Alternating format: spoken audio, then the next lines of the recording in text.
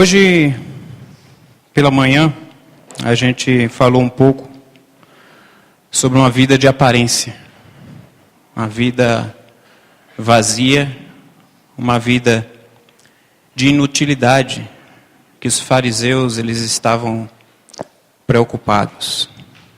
E agora à noite eu quero dar continuidade e eu quero antes orar com os irmãos para que Deus ele trabalhe nos nossos corações, de tal forma que a gente possa ouvir o recado dele.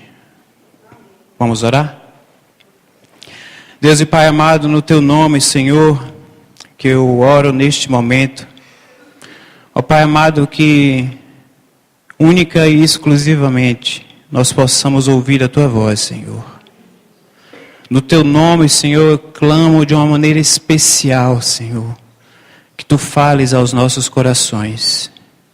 Que as pessoas presentes, cada irmão, cada amigo, cada visitante que está aqui nesta noite, possa ouvir a Tua voz e que nós possamos sair daqui transformados no Teu nome, o nome que tem todo o poder.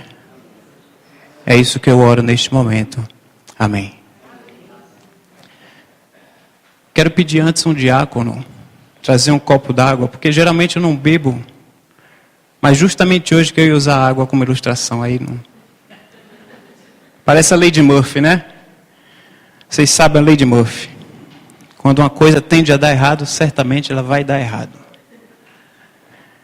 Vamos ler nesse momento. Quero ler 2 textos da Palavra de Deus. Um se encontra no Antigo Testamento, no livro de 1 Reis, capítulo 17, a partir do verso 7. 1 Reis, capítulo 17, a partir do verso 7.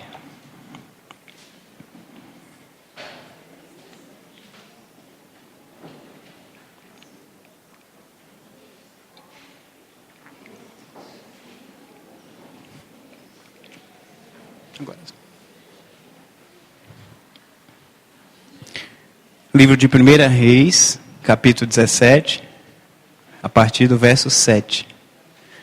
Irmã Jandira, eu conheço já minhas ovelhas, irmã Jandira, eu conheço. Depois nós iremos ler Marcos, capítulo 12, verso 38 ao 40. Se você já quiser adiantar aí. 1 Reis 17, a partir do verso 7. Algum tempo depois, o riacho secou-se por falta de chuva. Então a palavra do Senhor veio a Elias: vá imediatamente para a cidade de Sarepta de Sidom e fique por lá. Ordenei a uma viúva daquele lugar que ele lhe forneça comida. E ele foi. Quando chegou à porta da cidade, encontrou uma viúva que estava colhendo gravetos. Ele a chamou e perguntou: pode me trazer um pouco d'água numa jarra para eu beber?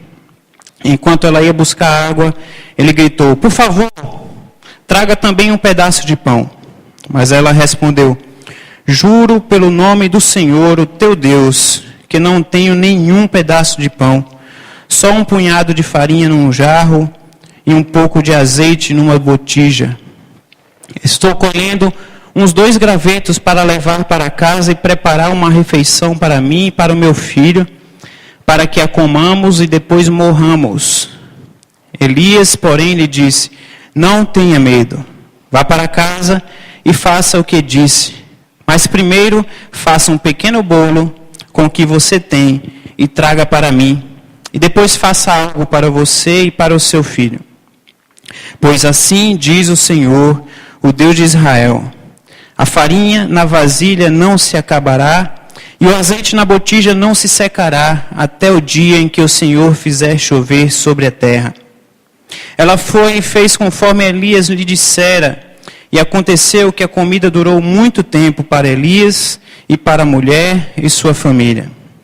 Pois a farinha na vasilha não se acabou, e o azeite na botija não se secou, conforme a palavra do Senhor proferida por Elias. Marcos capítulo 12, verso 40 e 40, a partir do 38 ao 40, perdão. Marcos 12, 38 ao 40. Ao ensinar, Jesus dizia: cuidado com os mestres da lei. Eles fazem questão de andar com roupas especiais, de receber saudações nas praças e de ocupar os lugares mais importantes nas sinagogas e os lugares de honra nos banquetes. Eles devoram as casas das viúvas e, para disfarçar, fazem longas orações. Esses receberão condenação mais severa. De manhã nós estudamos exatamente um pouco sobre os fariseus, aqueles que estavam preocupados, com uma vida de aparência. No primeiro texto que a gente leu aqui, de Reis, 1 Reis, o contexto aqui, ele exibe, esse texto, duas pessoas que estavam vivendo um tempo de extrema fome. Duas pessoas que estavam vivendo um tempo de extrema fome. Elias, o profeta, que ouviu a voz de Deus e obedeceu. Ele procurou uma viúva pedindo comida e a viúva lhe deu o que seria aquela última refeição. Olha que interessante o modo de Deus agir. Elias já estava vivendo um tempo de fome. E se você voltar um pouquinho no início do capítulo 17, a fome de Elias era grande, ao ponto de que ele recebeu de Deus, enviado pelos corvos. Ele comia toda manhã um churrasquinho grego. Pão com carne, Para mim é um churrasquinho grego. Olha como Deus é maravilhoso. Todo dia de manhã, Elias era alimentado pelos corvos.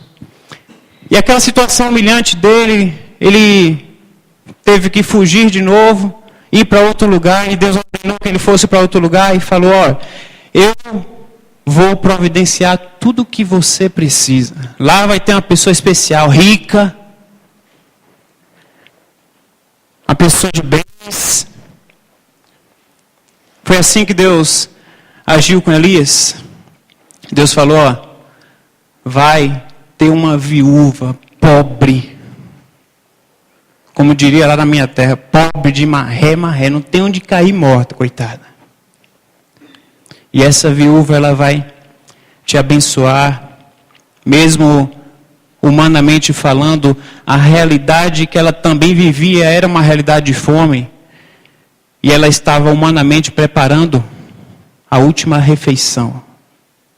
Era tudo o que ela tinha. Esse enredo mostra a intervenção divina na história, porque humanamente falando, se não houvesse a intervenção divina ali nessa história de Elias e da viúva de Sarepta, essa história terminaria em desgraça, sem o agir de Deus. Em contrapartida, a gente leu lá em Marcos, capítulo 12, 38 ao 40, apresentando o ensino de Jesus a partir do exemplo negativo, mais uma vez, do exemplo negativo dos fariseus, dos conhecedores da palavra, dos doutores da lei, aqueles que viviam uma vida vazia de aparência, vida de ostentação, aqueles que buscavam os lugares destacados nas sinagogas, aqueles que oravam em pé, aqueles que batiam no peito como se não houvessem pecado. E o agir daqueles homens, doutores da lei, dos conhecedores da palavra, estava totalmente oposto, contrastava totalmente com o que Elias e a viúva estavam vivendo. Elias, ele foi usado por Deus para se unir àquela viúva e deixar Deus agir através da vida dele e dela. Em contrapartida dos fariseus, os conhecedores da palavra, o versículo fala que eles devoravam as casas das viúvas. Vocês já pararam para pensar nisso? Os conhecedores da lei, eles exploravam as viúvas. Se aproximavam daquelas pessoas que na sociedade já eram mais fragilizadas, estavam sozinhas, talvez não tinham tantos parentes, e se aproveitavam das viúvas. E depois eles realizavam as suas orações. Porque eles eram doutores da lei e eram conhecedores da palavra. Duas histórias contrastadas e mostrando a forma como nós, homens, resolvemos agir. Ou através do agir de Deus em nossas vidas, ou através do agir próprio, daquilo que a gente acha que é certo, que é correto realizarmos. De manhã nós vimos que vidas vazias são buscadas por esses homens conhecedores da palavra. Eles querem, buscam a vida de ostentação, a vida de riqueza, uma vida de glória, uma vida de destaque. E Elias, ele foi usado por Deus. E Deus não colocou Elias para ser socorrido e Elias para receber a provisão através de um desses doutores da lei. Porque poderia ser alguém que tivesse sendo uma pessoa afortunada, uma pessoa com bens materiais, uma pessoa que recebesse num quarto de hóspedes chique, ligasse o ar-condicionado, colocasse o Wi-Fi, para ele ligar o celular dele, né? Ele ter acesso ao WhatsApp. Deus não colocou no caminho de Elias uma pessoa que humanamente teria condições de suprir as suas necessidades. Mas Deus colocou no caminho de Elias uma pessoa que humanamente ela não tinha nada para oferecer à vida do profeta. Aquela viúva de Sarepta, que a gente não sabe o nome dela, e ela ficou conhecida como a viúva daquela cidade, a viúva de Sarepta. Ela teve condições de esvaziar a sua vasilha. E aí eu brinquei em relação à água, porque eu queria mostrar para os irmãos e perguntar se essa vasilha, é um copo, mas é uma vasilha, um recipiente. Se essa vasilha está meio cheia ou se ela está meio vazia. Quem acha que está meio cheia? Quem acha que está meio vazia? Quem não acha nada, não levantou a mão, está em dúvida? A maioria não sabe nada, está achando que é uma pegadinha do Marcos Caraça. Quem acha que está meio cheia? Quem acha que está meio vazia? Está dividido, a maioria está em dúvida. Mas a vasilha ela está aqui. Não sei se está meio cheia ou meio vazia ainda. Mas essa viúva de Sarepta teve a capacidade de esvaziar a sua vasilha. Meus irmãos, diante de Deus, nós somos desafiados. Quando Deus fala nos nossos corações, quando Deus quer nos usar para o reino. A gente muitas vezes comenta, você talvez se identifique. Quando você vê alguém passando uma dificuldade, quando você vê uma situação que você poderia agir, você fala, meu Deus, por que eu não tenho condições de agir? Eu sempre costumo falar, e com a minha esposa eu falo, a gente tem que agir quando a gente não tem nada. Porque aquilo que você é pouco, você vai sendo muito, sempre. Se você é uma pessoa altruísta quando você tem pouco, ou seja, se você tem amor ao próximo, você se coloca no lugar do outro, quando você está em condições apertadas, humanamente falando, Deus vai trabalhar na tua vida. Se a tua vasilha está meio vazia e você está preocupado em esvaziar o resto, Deus vai entrar com providência na tua vida. Aquela viúva recebeu as ordens do profeta, ela ouviu a voz de Deus e ela obedeceu. E ela não pensou duas vezes em esvaziar o resto da vasilha dela. Preste atenção no que fala lá no verso 12. Ela respondeu, juro pelo nome do Senhor teu Deus, que não tenho nenhum só um punhado de farinha num jarro e um pouco de azeite numa botija. Estou colhendo 2 gravetos para levar para casa e preparar uma refeição para mim e para o meu filho, para que comamos e depois morramos. Estou para preparar a minha última refeição, porque eu não tenho provisão mais dentro da minha casa.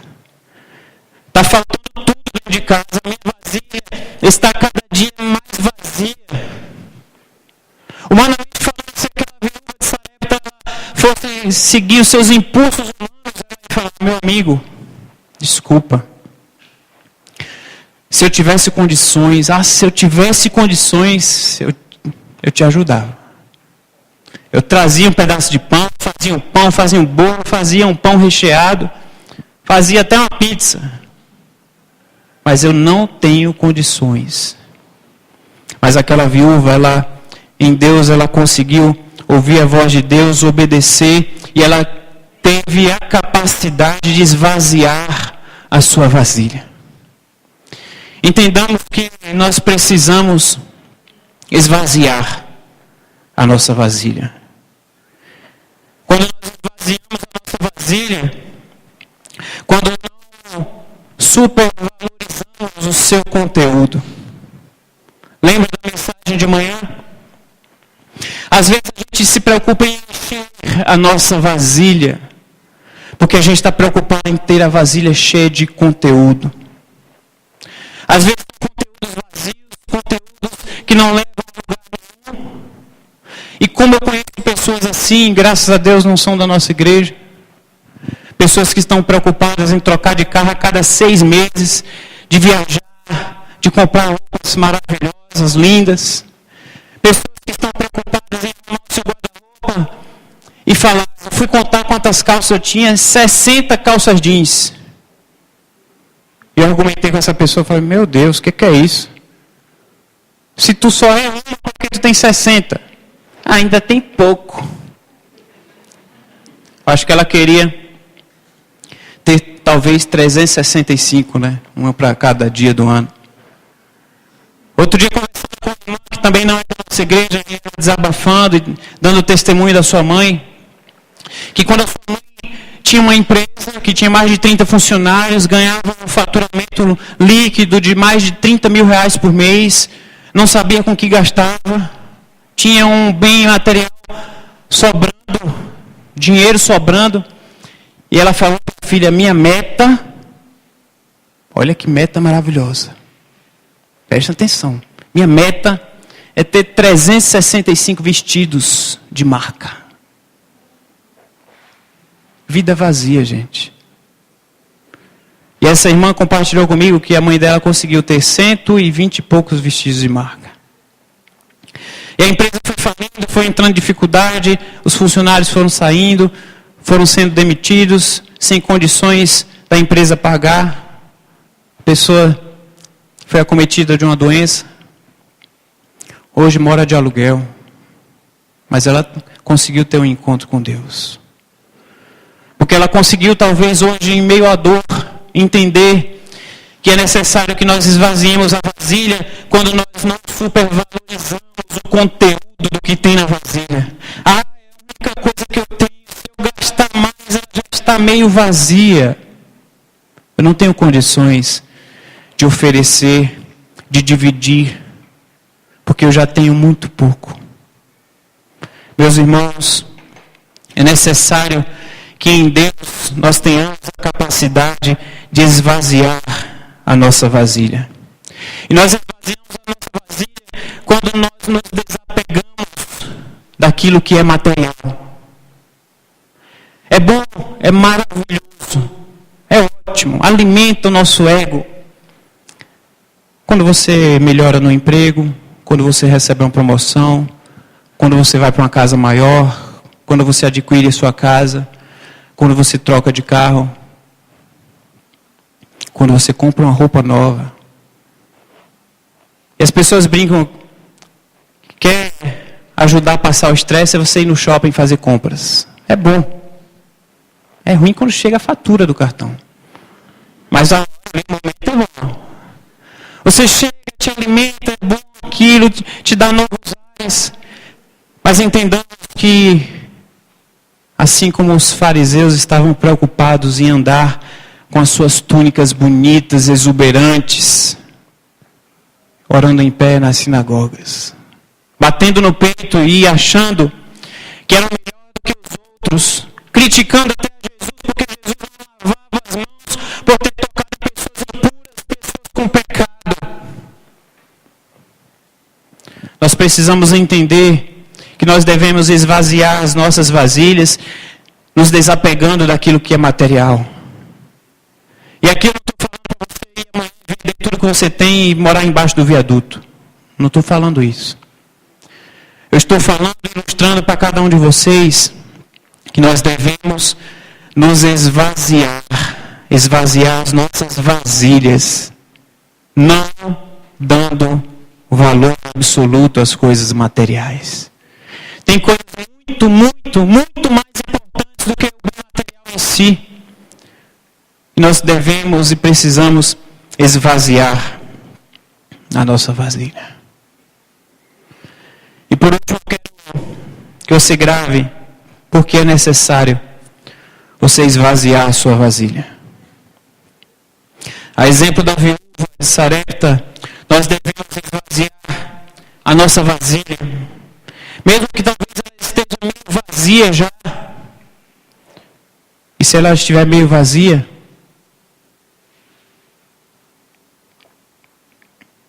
e eu for gastando mais, o que é que acontece? Ela fica mais vazia. Humanamente parece o óbvio. Se eu só tenho 100 reais, a pessoa fala que acabou o gás, eu falo, Senhor, eu tenho 100 reais para passar o resto do mês. Eu não sei o que é que você deve fazer.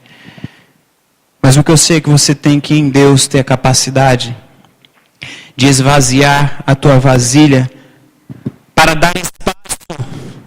Porque com a vasilha vazia, nós damos espaço para Deus preencher a nossa vasilha. Isso é lindo, meus irmãos. Se a gente achar que a vasilha está vazia e a gente quer mais, a gente quer mais, a gente quer mais, nós vamos ter a nossa vasilha transbordante, mas ao mesmo tempo, uma vida vazia.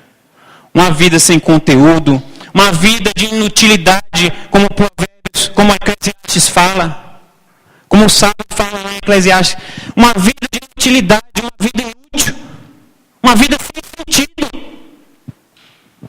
Nós enchemos a nossa vasilha e achamos que nós estamos com as nossas vidas realizadas, mas com as nossas vasilhas cheias de nós mesmos, nós não damos espaço para Deus agir. Devemos e precisamos esvaziar as nossas vasilhas. Devemos e precisamos esvaziar o nosso eu.